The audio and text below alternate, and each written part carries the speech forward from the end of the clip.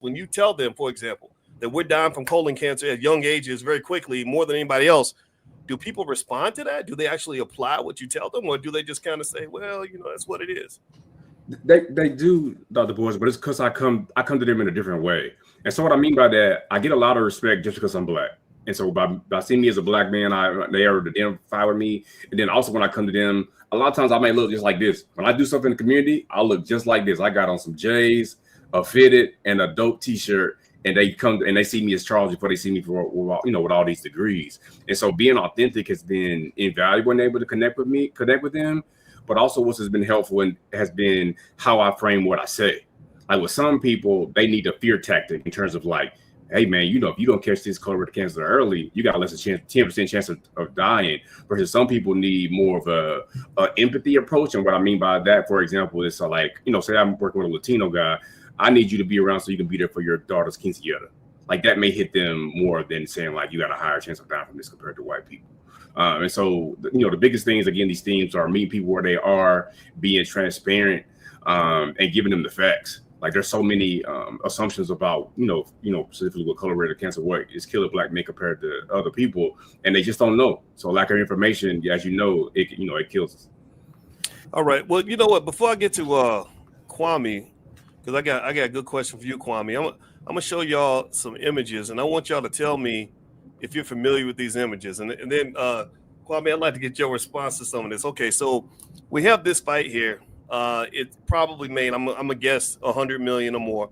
And it's a YouTuber against a guy who's a little bit past his prime. And of course, they're gonna do it again, right? To me, it wasn't really a fight. It was more like a circus, or it could have been like a WWE type situation. But does anybody remember this movie? Mm-hmm. Great White Hype.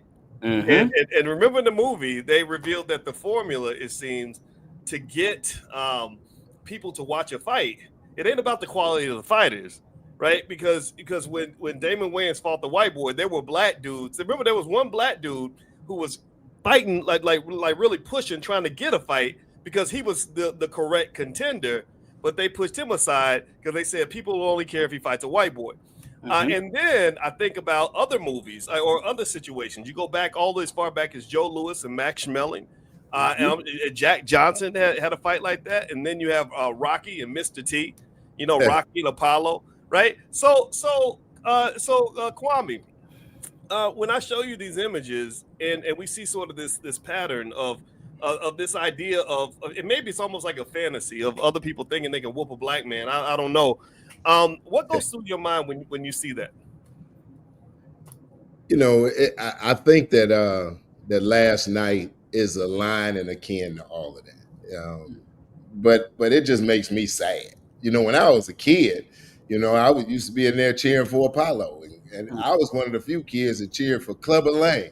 I wanted Mr. T to win.